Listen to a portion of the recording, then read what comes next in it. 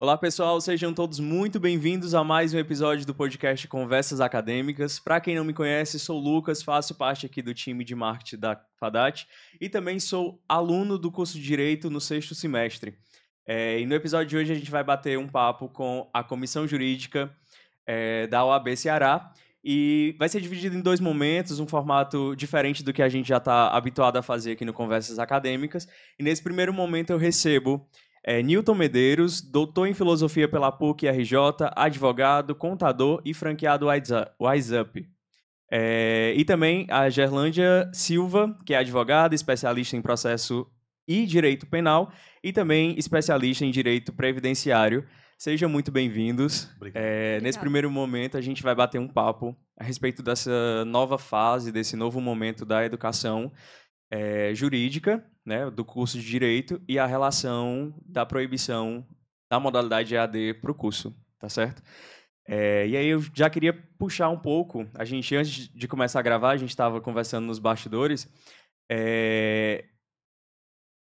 o quanto ficou perceptível o contraste entre a educação jurídica, a formação do bacharel em Direito, antes da pandemia e pós-pandemia. E aí eu gostaria de entender um pouco mais a visão de vocês com relação a isso e o impacto que essa nova atualização ela pode trazer para o estudante do curso de bacharel em Direito. Sejam muito bem-vindos mais uma vez. Obrigada. Então, Lucas, obrigado pelo convite, né? Obrigado, Gerlândia, por compartilhar também o tempo conosco. Um abraço a todos que estão nos acompanhando. O EAD, ele representa uma ferramenta muito importante de conhecimento. Nós precisamos unir o conhecimento do EAD, a prática do EAD, com outras práticas de desenvolvimento da cultura. A proibição que o curso de Direito seja desenvolvido integralmente em EAD não quer dizer que essa ferramenta ela está excluída. Ela quer dizer que ela agrega o curso de Direito, mas existe uma essencialidade que o curso de Direito ele seja feito de maneira presencial. Por quê? O curso de Direito ele não é apenas o que se chama de dogmática jurídica. O conhecimento dos livros, ou a interpretação ou conhecimento da jurisprudência. Mas ele é também focado no debate. Ele é baseado na interpretação, mas também na forma que nós temos de desenvolver através do discurso. Então, é importante o ambiente de sala de aula, é importante o ambiente de debate, é importante o ambiente em que o aluno ele está inserido num contexto em que ele possa desenvolver a capacidade de raciocínio jurídico, de argumentação, clareza, de escrita, fala, formulação do conhecimento, e isso acaba sendo importante dentro do ambiente presencial. Vamos excluir ou separar, né, segregar o EAD? De maneira alguma. Existem disciplinas que podem ser realizadas pelo EAD, existem cursos, palestras, outras atividades que eles podem ser desenvolvidas pelo EAD. Né? E é que nem, como a gente estava falando agora há pouco nos bastidores, se muitas das vezes tem já conversando com alguns engenheiros, né, dizendo o seguinte, olha, o direito ele é muito subjetivo. O direito é subjetivo quando nós falamos ou indicamos que ele trata de sujeitos, com relação interpessoal, né? Mas ele é objetivo enquanto nós estamos tratando de ciência, né? Então, por que o direito ele pode ser atrelado à física numa questão científica? Senão, por que prédios caem? Né? O engenheiro vai responder, olha, o prédio caiu porque nós não utilizamos pressupostos adequados, mensurações, carga, testes, escoras, e aí ele caiu. A decisão jurídica é a mesma coisa. Quando nós utilizamos pressupostos errados, equivocados, pontos de partida que não são verdadeiros, provas inexistentes, só pesamentos ou ponderações equivocadas, a decisão jurídica ela vai ser inadequada. Né? Então, por isso que entendo que a importância da prática presencial. E quando a gente para tocar nesse ponto das relações, né, interpessoais, enquanto aluno de Direito, é muito importante que a gente tenha essa troca, porque dentro da formação existe ali uma carga horária que é permitido que seja na modalidade EAD. E quando a gente, me colocando agora do ponto de vista do aluno, né, do estudante de Direito, quando eu tenho uma aula presencial e uma aula no remoto, existe ali uma discrepância muito grande, tanto de absorção, até mesmo de concentração na aula. O EAD exige muito do aluno. O EAD exige disciplina e, muitas vezes, na rotina, o aluno ele não vai conseguir manter aquela constância, aquela disciplina. Hoje eu tenho uma aula no EAD na semana. E esse um dia, para mim, às vezes é muito difícil. Porque a gente passa a semana de uma rotina de trabalho e estudo, e aí na sexta-feira, à noite, a gente ainda tem uma aula remota. E aí, Gerlândia, gostaria de saber de você como que isso pode ser contornado para o aluno que ainda vai ter uma disciplina ali ou outra à distância no decorrer da formação, para aliar o EAD com a prática presencial em casa. Porque a gente precisa também estudar fora da sala de aula. Um advogado, o bacharel em Direito, que se contenta só com o que está em sala... Não vai funcionar. Exato. Se a gente não praticar principalmente a oratória, o poder de hermenêutica, a prática escrita, vai ser mais um no meio da multidão. E o comércio em si, vou usar esse termo comércio, mas o meio de advogados é um meio muito competitivo. Hoje o número cresce cada vez mais e aí precisa os melhores se destacarem para conseguir não ser mais um na multidão. E aí, nesse meio do EAD com o presencial, teria alguma dica para aliar essa formação ainda mais? Pronto, perfeito.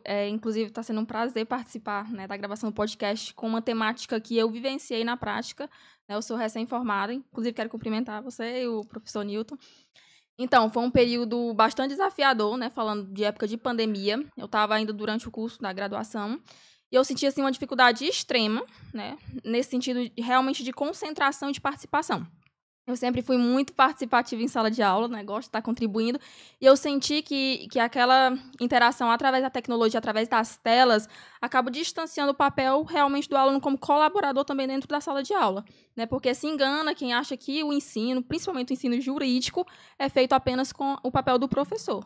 Claro que não, ele está ali para mediar, para contribuir, porque ele, via de regra, tem um conhecimento a mais do que a gente naquela matéria que ele está lecionando, entre outras, né? Uhum. Mas a gente tem o papel também de estar contribuindo dentro da sala de aula com o conhecimento de modo geral, com a interdisciplinariedade, sobretudo.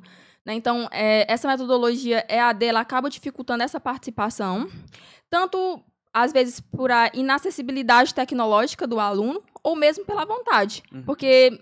convenhamos, né? Às vezes é desestimulante você estar ali vendo uma pessoa atrás da tela falando e você não tem aquela noção de realidade. Ah, será se realmente eu estou inserida nesse meio? Será se realmente eu faço parte disso que está acontecendo? Então, acaba dificultando nessa perspectiva, né? Foi uma das minhas dificuldades, entre outras tantas. Então, realmente, eu prezo por essa ideia do ensino presencial. No entanto, como o professor falou, o EAD ele não é para ser abolido, não é para defender essa tese de que a gente não deve utilizar a tecnologia no ensino, não é isso.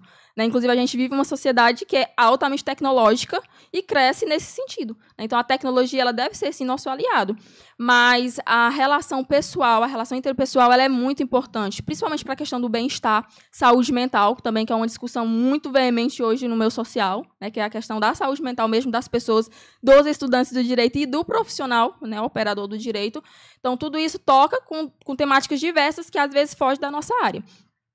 E uma das dicas que eu daria para conciliar, né, o EAD com o presencial seria realmente o aluno ali que está participando da aula, ele procurar ter essa interação mais ativa.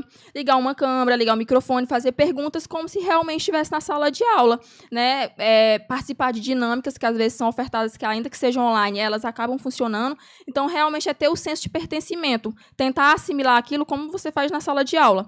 Às vezes você não é tão participativo de fazer perguntas, ok, não é obrigatório isso, mas pelo menos você ter aquela atenção ao que o professor tá passando naquele momento, né?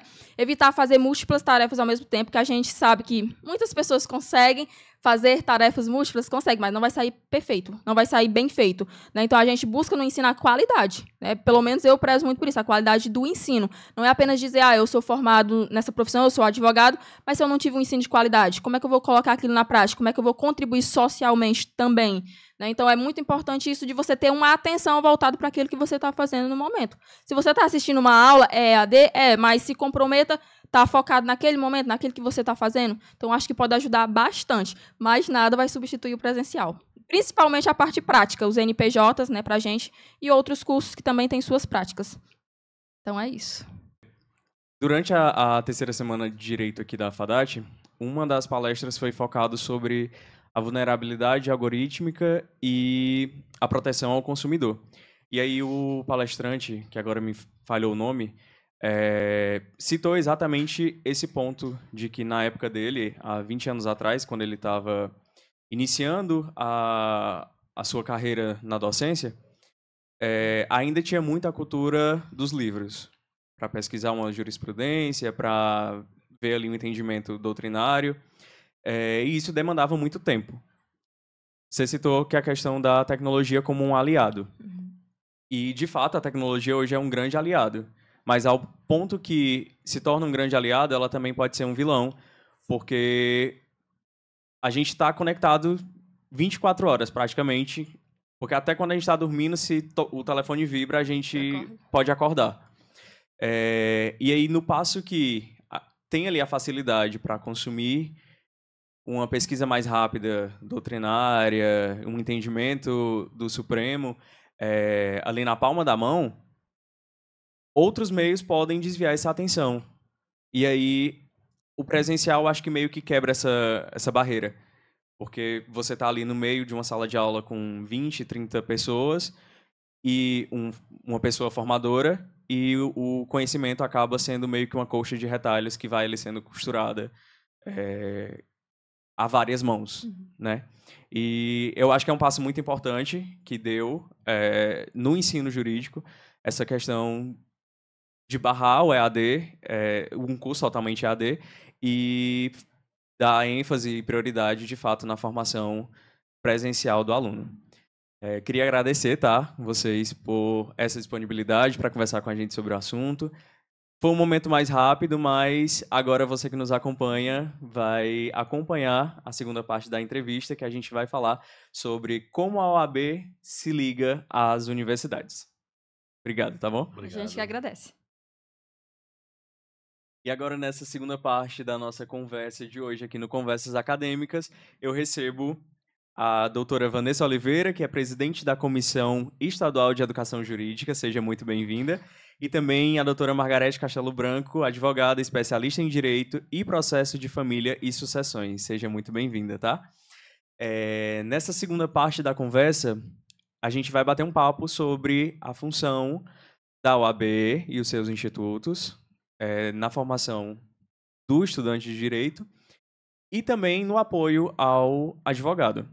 Tá? E aí eu queria entender primeiro o que seria a OAB e quais seriam os seus institutos hoje que prestam algum tipo de apoio ao advogado e ao estudante de Direito. Olá, Lucas, e ao lado da doutora Margarete.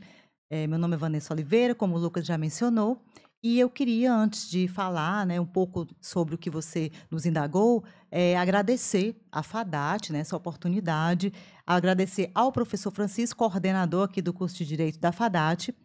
Bem, Lucas, nós sabemos que a OAB, no caso, vou falar um pouquinho mais sobre a OAB Ceará, mas nós temos que lembrar que a Ordem dos Advogados do Brasil, ela, na verdade, tem um âmbito nacional. Sim. Nós temos o Conselho Federal, que é em Brasília, e nós temos as chamadas seccionais estaduais, que estão divididas em cada estado do nosso país, e falar um pouquinho da OAB Ceará.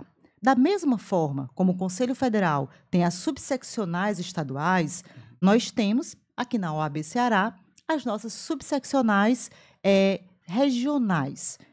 Então, como essa regional, como essa subseccional, ela pode auxiliar tanto o colega advogado, mas também o acadêmico de direito. Bem, quando a gente fala, e aí lembrando que a OAB Ceará, ela tem hoje, né, a primeira mulher presidente em 92 anos de história, que é a doutora Cristiane Leitão. Davi Sombra é o nosso vice-presidente, e a OAB Ceará, por meio dessas subseccionais, que são regionais, aqui em Quixadá, por exemplo, temos uma. Nós temos em Baturité, nós temos em várias outras, digamos, regiões aqui no estado do Ceará. Ao total, nós temos 16 subseccionais, mais a de Fortaleza. Então, essas subseccionais, elas reforçam, e esse movimento de interiorização, ela não é um movimento apenas local no Ceará. Ela é um movimento do Conselho Federal que se preocupa com cada advogado, onde quer que ele esteja. Até porque lembrar que a anuidade que pagamos é a mesma para todos. Então, os serviços que são proporcionados pela OAB Ceará deve ser um serviço equânime em cada uma dessas subseccionais. Aí você vai me dizer, que serviços são esses? Primeiramente, lembrar que a própria sede da OAB Ceará já disponibiliza vários serviços que, obviamente, nesse nosso tempo, eu não vou, né, até para não cansar também quem está aqui nos ouvindo, não vou mencionar cada um deles, mas nós temos um dos serviços que eu penso ser muito importante, coworking, né, o colega advogado se formou ou recém-formado ou até com um estrado de advocacia, mas não tem a sua sala física, ele vai ou ela para a sala na OAB Ceará. Nós temos salas de estudo, nós temos a antiga sede da OAB Ceará, que o presidente Erinaldo Dantas conseguiu formar, né, por muito trabalho de toda a diretoria e de todos nós advogados, formar um prédio inteiro de coworking, com podcast e vários outros serviços. Nós temos a ESA Ceará, que é a Escola Superior de Advocacia, que ela, inclusive, faço parte também como conselheira da ESA, sou conselheira estadual da OAB Ceará, nós temos esse conselho estadual, e sou conselheira da ESA. A ESA, Escola Superior de Advocacia, ela presta serviços não só para os advogados, reforçando uma contínua atualização, né, que nós precisamos. Nós temos o primeiro escritório, que é algo que, na verdade, já foi, inclusive, premiado nacionalmente, que é gratuito. 99%, eu diria quase que a totalidade mesmo de cursos oferecidos pela ESA Ceará são gratuitos. Cursos de qualidade. Semana que vem mesmo nós vamos ter um que é importantíssimo para todos nós, advogados, que é sobre o PJE, que é a nossa ferramenta de trabalho.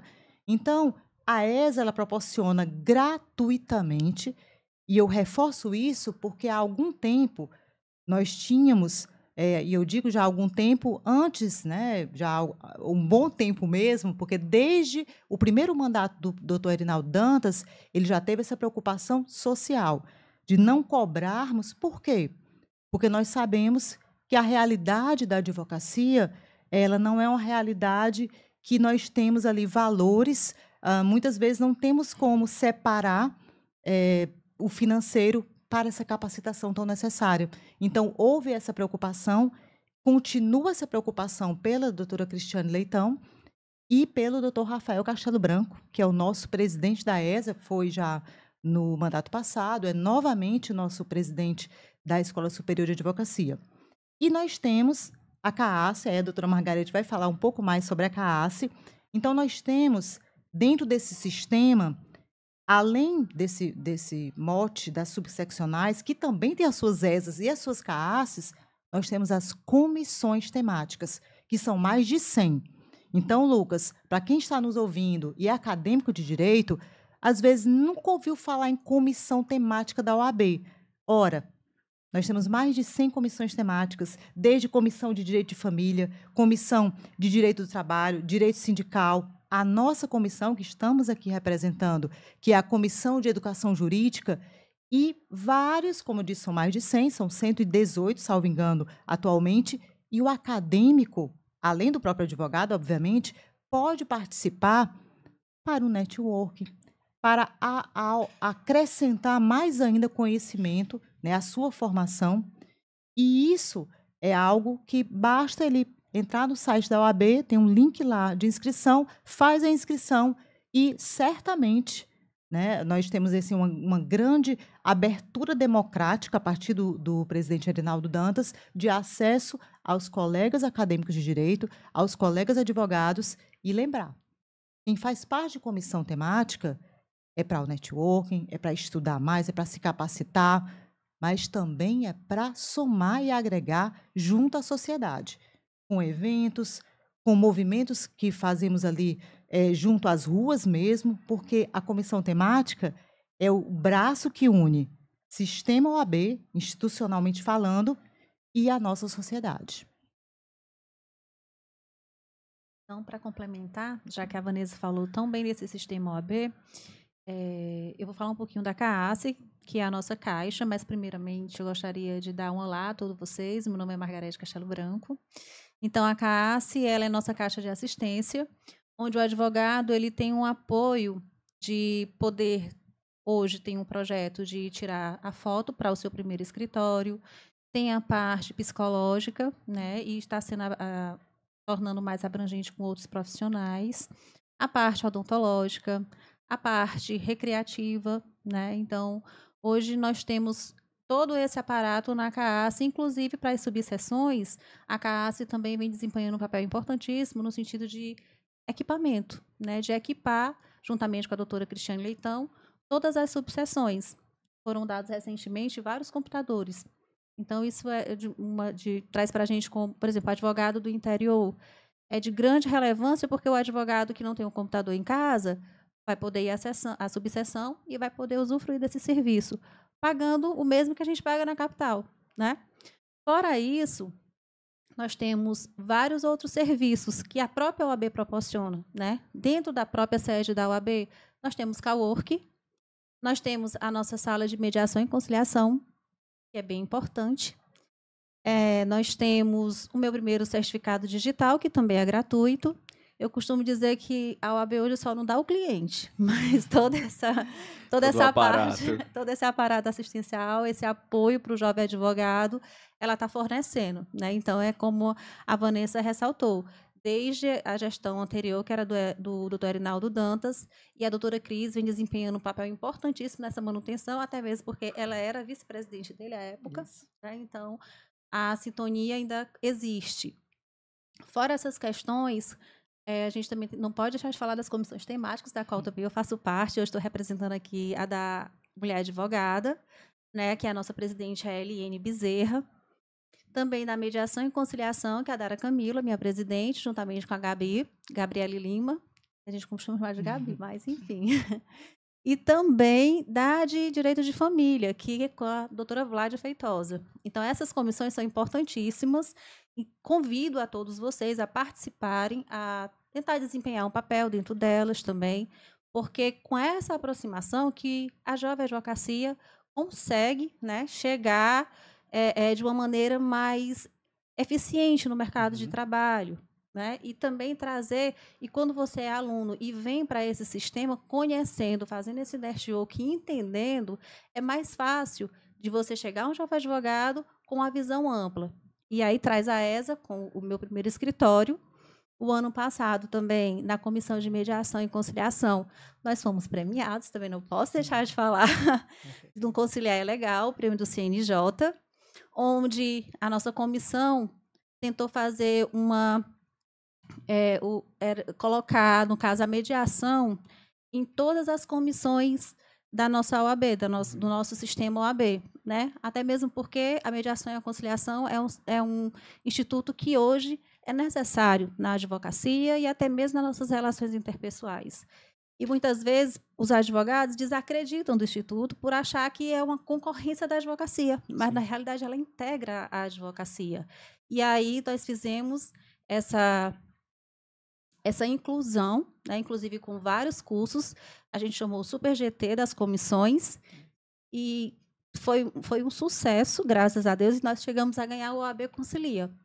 Fora isso, né, a gente, na Comissão da Mulher Advogada, que à época também era presidida pela doutora Cristiane Leitão e hoje pela Eliane Bezerra, que está complementando tudo que ela fez na gestão passada. Uhum. Nós tivemos a inclusão da paridade, onde hoje é obrigado no Instituto OAB a gente ter a paridade entre homens e mulheres. Né? Então, costuma dizer que até está desigual, né, Vanessa? Que as mulheres estão dominando a OAB. Mas é brincadeira. Então, assim, hoje, o graduado que realmente quer ser advogado, ele tem esse chamamento da OAB e também, quando ele chega à OAB, ele se sente pertencente a esse sistema, porque a OAB dá esse amparo a ele. Né? Antigamente era tudo muito distante, tudo muito inacessível. E hoje não. Quando você chega no prédio, você é super bem acolhido. Nós temos tudo próximo. Hoje a nossa CAAS está próxima. Né? Como a Vanessa também falou, nós temos o CAUORC, nós temos a ESA também dentro da própria OAB, onde proporciona esses cursos todos gratuitos. Eu sou aluno, faço parte de uma comissão, mas eu tenho um projeto para dar um curso que eu acho importante. Levo o projeto, Rafael Castelo Branco é super aberto, ele adora projeto inovador. Então, com certeza, você também vai conseguir desempenhar um papel importante dentro da OAB. É bem amplo, então. Seja para o estudante ou seja para o próprio advogado que seja recém-formado ou ali que já tem alguns anos de experiência. Um dos projetos, inclusive, que já participei aqui na FADAT por meio da ESA é o OAB vai à faculdade. Sim, sim. Que, inclusive, durante agora a terceira semana Direito, vocês estiveram presente dentro desse projeto. Para quem não conhece o projeto, como ele funciona e como a faculdade, a universidade, ela pode fazer esse convite para que a OAB esteja em um momento com os alunos dentro do processo de formação ali do acadêmico de Direito. Bem, Lucas, o projeto OAB Vá à Faculdade, ele foi iniciado na verdade, no meu primeiro mandato, junto à Comissão de Educação Jurídica, em parceria com a ESA Ceará. E em que consiste? Nós fazemos visitas, né? E o nome diz bem, OAB Vai à Faculdade. Né? Doutora Margarete, professor Nilton Medeiros, professor Roberto Leitão e vários outros membros da Comissão de Educação Jurídica e de outras comissões, nós chamamos de comissões parceiras, vão visitar as instituições, os cursos de direito. Geralmente, nós, da Comissão de Educação Jurídica, enviamos já um ofício, já bem no início do ano, disponibilizando, né, esse nosso time para comparecer à instituição em datas que, para a instituição, seja mais adequado. Se, por um acaso, alguém que estiver nos ouvindo for aluno ou coordenador ou professor de um curso de direito aqui no Ceará e não tiver recebido o ofício ou não tiver respondido esse ofício, o próprio aluno ele pode pedir, né, falar com o seu coordenador, poxa, seria legal a OAB vindo aqui à nossa faculdade. O professor também que se interessou ou o coordenador, basta entrar em contato. Obviamente, vamos formalizar com o coordenador do curso de direito específico, formalizamos e a data, obviamente, vai ser a melhor data que aquela instituição queira nos receber e nós vamos explicar, obviamente com um pouco mais de tempo, né, o que é esse sistema OAB, a ESA, as comissões, CAAS, mas também levamos quase sempre um convidado, muitas vezes até um convidado que não é do sistema, como a gente chama, um juiz do trabalho, um juiz, né, de outra justiça, enfim, federal, um delegado, enfim, ou outro a gente chama de operador do direito, para trazer um tema que seja relevante para aquela região. Porque não é só em Fortaleza, no Ceará todo, nós fazemos essa visita. Então, aqui em Quixadá, pode ser que um tema seja mais interessante para o público que vai nos receber, que são os alunos, mas também, muitas vezes, a comunidade também está presente, além dos professores. Sim. Então, o OAB Vai à Faculdade é um time plurimo, não é a professora Vanessa, não é aquele professor específico, é um time, né, que nós temos aquelas pessoas que são da grade fixa, digamos assim, desse time, mas temos sempre convidados e a gente quer realmente fazer esse contato para que tanto o acadêmico já se sinta, digamos assim, integrado ao sistema. E lembrando, Lucas, que às vezes quem está nos ouvindo é um estudante, é um advogado recém-formado, ou um advogado já com muitos anos de carreira, mas pensa, poxa, eu me sinto tão distante da minha própria casa, ou eu sou tão tímido, eu vou fazer parte de uma comissão de direito do trabalho, uma comissão de educação jurídica? Deve. Vocês, com certeza, vão agregar e é oportunizado, não só ao advogado, mas também ao acadêmico, a organização de congressos, a organização de eventos, falas, não só como mediadores ou presidente de mesa, mas a depender do que aquele colega possa colaborar, inclusive acadêmico de direito, uma palestra também, até porque nós temos vários acadêmicos que têm uma segunda graduação. Sim. E pode, com certeza, agregar conhecimento.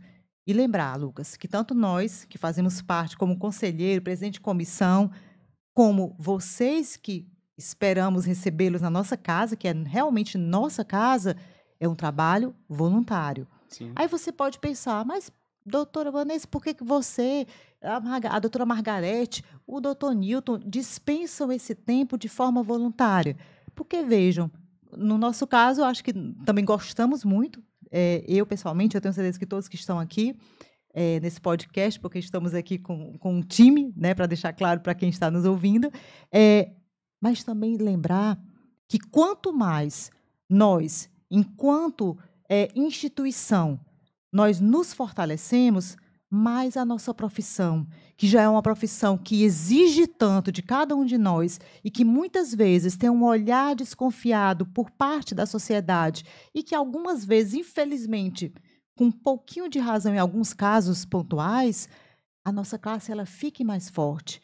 E que o nosso trabalho, que é de realmente trazer uma justiça social, efetivar uma igualdade, a liberdade de cada um de nós, a dignidade de cada um de nós, porque pode ser o emprego que a pessoa perdeu e não recebeu as suas verbas rescisórias, pode ser uma pensão alimentícia que não está sendo paga, a liberdade de alguém que está em jogo, muitas vezes até sendo acusado injustamente.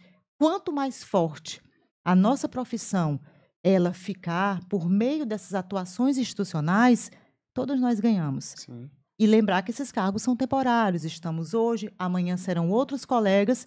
E esse pequeno legado que nós vamos deixando não é para o nosso legado pessoal, mas é para um legado social e coletivo. É nisso que eu tenho certeza também que a doutora Cristiane Leitão acredita, doutor Erinaldo Dantas, que hoje é conselheiro federal, acredita e tanto lutou, e que nós, né, como formiguinhas, digamos assim, estamos também tentando dar a nossa parte, né, nessa luta, digamos assim, até porque, além de advogada, eu sou professora, e eu vejo em cada um dos meus alunos esse próximo colega, né, que já é praticamente colega, o tempo da faculdade passa voando, e preparar esse campo para que, de fato, ele tenha cada vez mais orgulho de ser advogado. Se deixar, a gente passa aqui muito tempo verdade, conversando perdão, sobre. Mas, só para deixar claro, tá? Você que nos ouve, a OAB ela está aberta, né? Ficou bem claro na fala de vocês nesse podcast. E gostaria de agradecer a presença de vocês, a disponibilidade de tempo. Fica o convite para tanto vocês quanto os amigos que participaram na primeira parte do episódio retornarem para a gente desenvolver outros assuntos ou outras pautas. E a faculdade agradece. Um momento como esse é enriquecedor para mim, enquanto estudante de Direito, mas também para mim, enquanto profissional do marketing. E, mais uma vez, muito obrigado, tá bom? Nós que agradecemos. Agradecemos. E você que nos acompanha aqui no Conversas Acadêmicas, agradecemos a sua audiência e na próxima semana tem mais um episódio aqui diretamente dos estúdios da FADAT.